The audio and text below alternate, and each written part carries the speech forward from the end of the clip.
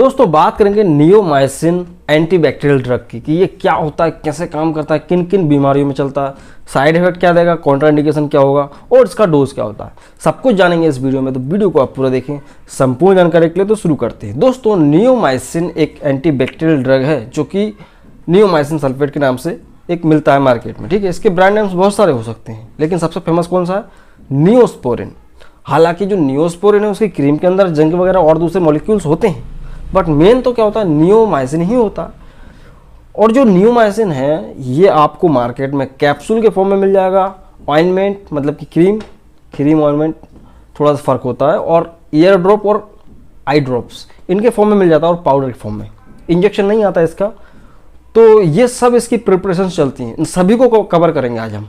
ठीक है, तो पहले समझते हैं कि जो नियोमाइसिन एंटीबैक्टीरियल ड्रग है जो कि नियोस्पोरिन के नाम से चलता है मार्केट में, ये किन किन समस्याओं में चलता है। जैसा कि मैं आपको बता चुका हूँ, आई ड्रॉप भी आता है, पाउडर भी आता है, there are so many preparations.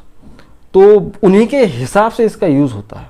तो सबसे पहला जो यूज़ होता है दोस्तों, इंटेस्टाइन को प्रिपेयर करने के लिए किया जाता है। मतलब कि इंटेस्टाइन को तैयार करने के लिए, हमारी आंतों को तैयार करने के लिए किया जाता है। क्या होता है कि कई बार सर्जरी से पहले इसका इस्तेमाल करना पड़ता है।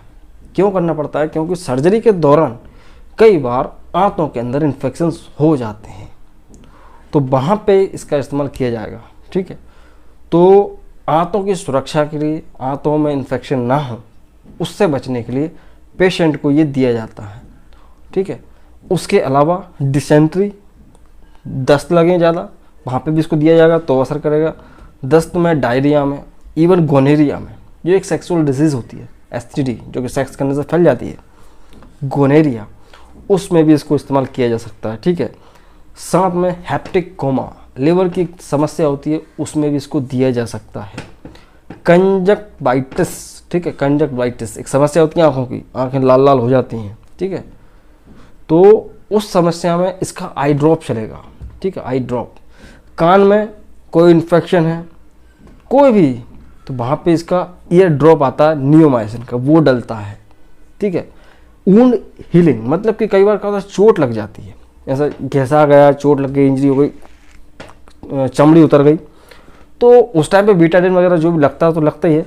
लेकिन अगर इसका पाउडर के फॉर्म में अगर उसको छिड़का जाए नियोमाइसिन का, तो वो जल्दी हील हो जाता है, वहाँ पे इन्फेक्शन नहीं पनप पाता। ठीक है, तो ये होता है। तो बिफोर सर्जरी होता ही है उपयोग। उसके अलावा ग्राम नेगेटिव में सबसे ज़्यादा यूज़ किया जाता है, और ग्राम पॉजिटिव में भी कहीं कहीं पे ये असर देता है, बट सबसे ज़्यादा ग्राम नेगेटिव बैक्टीरिया का इन्फेक्शन है तो वहाँ पे इसका यूज़ हो जाता है। बात करेंगे जो नियोमाइसिन है जो कि आपको eye drop, ear drop, ointment, powder के फॉर्म में मिल रहा है, तो ये काम कैसे करता है। जैसा कि मैं आपको बता चुका हूँ कि भाई ये नियोमाइसिन एंटीबायोटिक है। ठीक है ना, ये एमाइनोग्लाइकोसाइड कैटेगरी का एंटीबायोटिक होता है। इस कैटेगरी के जितने भी एंटीबायोटिक्स होते हैं वो सब एक ही तरह से काम करते हैं। क्या करते हैं, ये प्रोटीन सिंथेसिस को रोकते हैं। जब भी कहीं पे आपको कोई भी इन्फेक्शन होगा, चोट होगा, कैसा भी दर्द होगा, तो वहाँ पे क्या होगा, बैक्टीरियल इन्फेक्शन होगा। तो बैक्टीरिया की जो सेल होती है उसकी एक प्रोटेक्टिव लेयर होती है। ठीक है, सेल वॉल कहते हैं, उसके अंदर एक प्रोटीन सिंथेसिस की प्रक्रिया होती है। तो जो प्रोटीन सिंथेसिस की वजह से बैक्टीरिया को न्यूट्रिशन मिलता है सर्वाइव करने के लिए, तो जब जब नियोमाइसिन उसके कॉन्टेक्ट में आएगा तो ये उसका प्रोटीन सिंथेसिस को रोक देगा। कैसे रोकेगा? क्योंकि ये जो है राइबोसोम, सेल का एक ऑर्गन है राइबोसोम, 30S दो तरह का होता है, 30S और 50S, पढ़ा होगा आपने 12वीं में।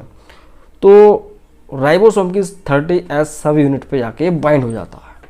जैसे ये बाइंड होता है तो प्रोटीन सिंथेसिस रुक जाता है, तो फिर बैक्टीरिया कमज़ोर हो जाता है। ये फटाफट होता है काम, तो इस तरह से बैक्टीरियल इन्फेक्शन ठीक हो जाते हैं। तो ये है। तो एक प्रकार का देखा जाए तो खाने को इस तरह के बहुत सारे एंटीबैक्टीरियल ड्रग्स आती हैं जो आप ओरली दे सकते हो, लेकिन नियोमाइसिन का ड्रग ऑफ चॉइस कहाँ होता है कि जब आपको टॉपिकल लगाना है, आपको खिलाना नहीं है, टॉपिकल आपको आई ड्रॉप देना, ईयर ड्रॉप देना, एंटीबैक्टीरियल पाउडर देना, आपको एंटीबैक्टीरियल क्रीम ऑइंटमेंट देना एंटीबैक्टीरियल, तो वहाँ पे ये बेस्ट है। ठीक है, बीटाडिन वगैरह वो एंटीसेप्टिक्स होते हैं, ये एंटीबैक्टीरियल है। ठीक है, तो बात करेंगे कि इसके साथ में क्या क्या सावधानी रखना पड़ेगी। तो देखो, कॉन्ट्राइंडिकेशंस तो बहुत सारे हैं। प्रेगनेंसी में यूज़ नहीं कर सकते, किडनी की समस्या अगर किसी को तो उसको नहीं दे सकते। ईयर में कान में अगर कोई ऐसा पर्दे की समस्या है, मतलब कान का पर्दा फट गया या ऐसा कोई दिक्कत है, तो वहाँ पे नहीं देना, ठीक है। हालांकि कान के इन्फेक्शन में काम आएगा ये, ठीक है। कचड़ा वगैरह दर्द वगैरह हो रहा है तो वहाँ पे दे सकते हैं, ठीक है। मसल्स की वीकनेस है, आदमी कमज़ोर है, बहुत सूखा साखा आदमी है, मरीज है, खाता पीता नहीं है, तो वो उसको नहीं देंगे ये, इसका कोई भी कैप्सूल वगैरह जो भी है उसको नहीं देंगे, ठीक है।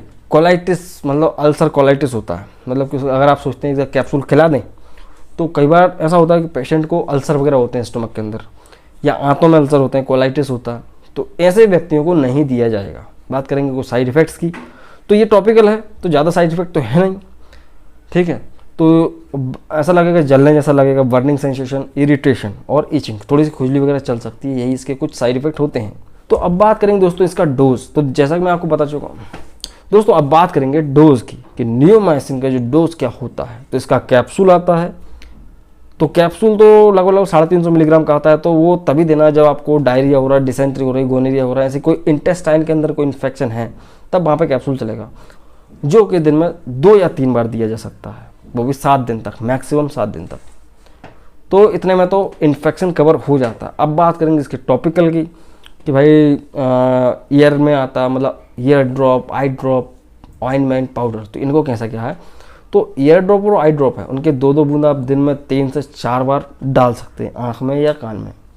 पाउडर का भी ऐसा है, दिन में 3 से 4 बार आप ऊन के ऊपर छिड़क सकते हैं, लगा सकते हैं। और साथ ही इसका जो ऑइंटमेंट है उसका भी सेम रहेगा।